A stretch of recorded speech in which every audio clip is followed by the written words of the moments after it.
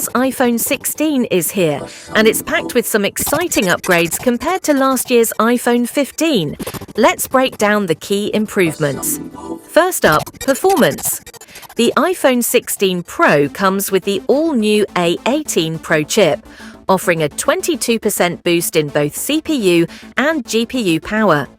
This means faster gaming, smoother multitasking, and overall better performance compared to the iPhone 15.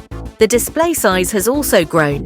The iPhone 16 Pro now features a 6.3-inch screen, while the Pro Max goes up to a massive 6.9 inches.